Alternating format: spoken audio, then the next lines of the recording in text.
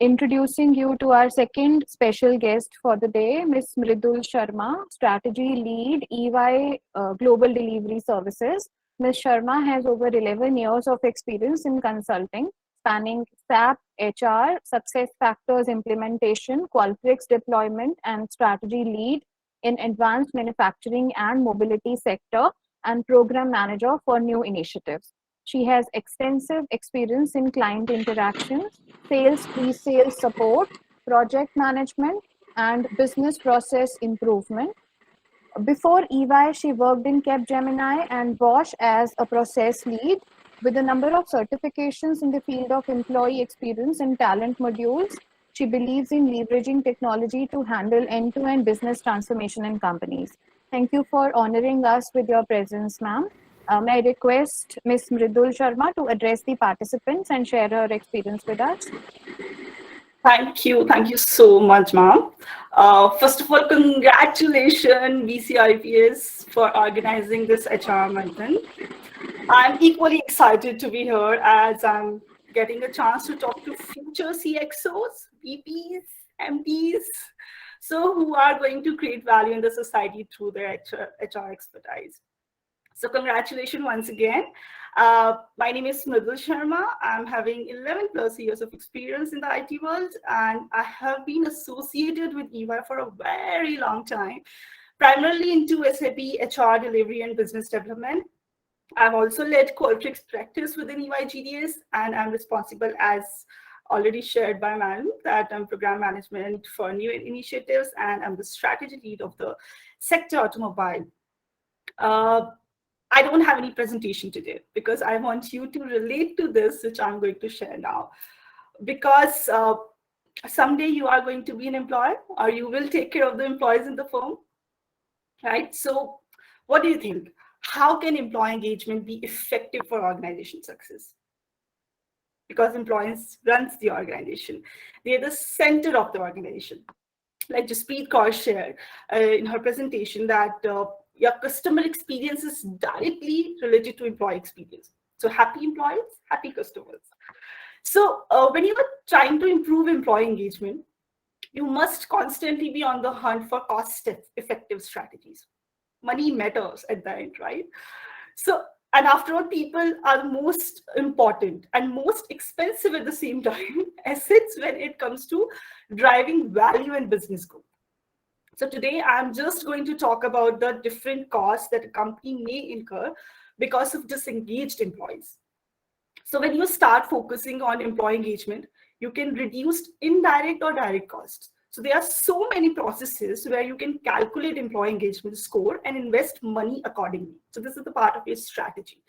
So from your hire to retire cycle, entire HR cycle, there are many layers. There are a number of layers of indirect and direct costs. For example, your recruitment cost in replacing disengaged employees. So if your employees are not engaged, they are not happy, then they will leave your firm and your firm will require new employees. That includes a whole process involving your different teams, like recruitment team that has to search for new people, your interviewers' time, onboarding time and cost. So there are so many which include in your recruitment cost. Having said that, iteration cost also increases manifold. So in fact, in COVID, post-COVID time, it has increased a lot. So let me tell you how it works. So iteration rate, this rate impacts your productivity. Reduce productivity. It's reduced your productivity. So for example, when an employee leaves a job, the company surely loses some productivity. When the position of an ex-employee is vacant, the lost productivity affects the project deadlines and company revenue. Even if the most important tasks are taken up by the other team members, there are other less significant things that fall out of places, thereby reducing team productivity and performance. Then you have knowledge loss. So imagine your new hire can definitely do all those tasks that were previously done by your ex-employee. But do you think the specific knowledge and expertise remain the same? I guess not. I don't think so. Because business is not always about selling a product or writing programming codes, filling Excel sheets, preparing PPTs, maintaining database. There's something more to it. The art of maintaining relationship with your existing clients, know how of an organization and their exceptional experience build a successful business organization. So when your employee quits, this knowledge goes away, and that's why this information and knowledge is very precious, very very important. Then your third could be your training costs. The training costs are higher. I think all the co-speakers, they have already covered this thing that, when a new employee is trained, the company spends hundred and thousands of dollars on the training process. And the training costs are added directly into the company expenses, right? And it becomes expensive when an employee doesn't make best use of the training opportunities or quits the job. Then it's a loss for the company. So these factors clearly reflect how a company faces unavoidable cost when employee attrition increases, right? Then another point is your cost for sick leaves and absenteeism. So imagine when your employees take so much leaves, the cost associated with this leaves can be direct or indirect. So that the direct financial cost comes from replacement of workers, wages for their unreported PTOs, personal leaves, absence, the overtime pay for employees who get scheduled when others do not show up, from lack of productivity when no replacement is found. And the indirect costs include poor quality of products or services, low productivity, stressed by other employees who need to overwork, safety issues due to employees who are poorly trained to cover those do not show up, and then increase high turnover, right? So this is also one of the very major issue which increases cost for company. Then you have compensation costs for disengaged employees. So disengaged employees have, what I understand, is 37% higher rate of absenteeism. Imagine the cost of replacing an employee is at least 75% of the employer's annual salary, maybe as high as 150% in some cases. Imagine. So replacing, so it's not that easy. You cannot easily replace people.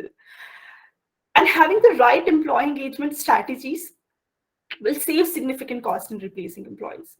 So in wasted wages for sick leaves and unscheduled leaves and in worker compensation claims. So you need to come up with a new strategy or a significant strategy which can increase your employee engagement.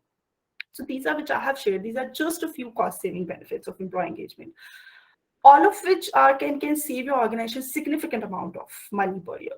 There are other optimized costs, like other ways to optimize costs, like reducing costs through better human capital analytics. For example, are they being trained or keep up the new industry trends or not? This is one of the factors.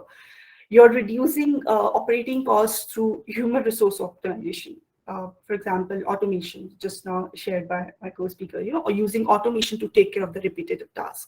That also reduces, operating cost for any human resource optimization. Then you have reducing the cost of learning delivery with blended learning solution.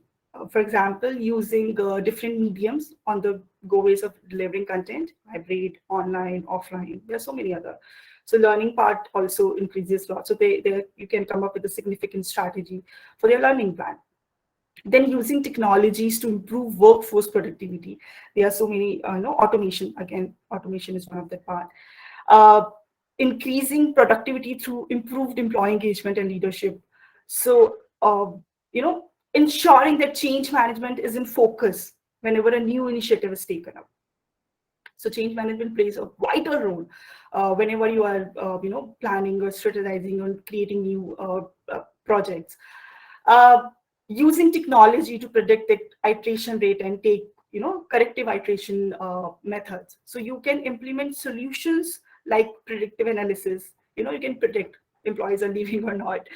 You can also do your sentiment analysis. You can understand your employees' sentiments. These are the solutions are available. So when you will understand your nerve of employee, then you can save money, right? You can implement a lot of employee engagement solutions and ways to increase their engagement score. And you can also do a stats analysis, if not only in sentiment analysis, you can do stats also. Your gender ratio, females are more happier or male are more happier in your organization. That stats also you can check. So these are the ways how you can optimize the cost through employee engagement. So yeah, these are some of the ways in which organization can ensure effective employee engagement. There are a variety of strategies that can be employed by companies to assist employee engagement, like the things which I'm sharing to capture sentiments and stats. You have surveys, you have focus groups, you have organizational indicators like attrition rate. So based on these, relevant correction action can be taken up. And there are numbers of techniques in the market that enable measurement of employee engagements, like SurveyMonkey. You must have heard about it. You a lot of we are the people who get a lot of surveys to fill, whether you are a customer or an employee. Qualtrics is also a market leader to understand the nerves of your employee. So this is it from the session. I just wanted to keep it a little short and script. So yeah, we can now address the question that you may have.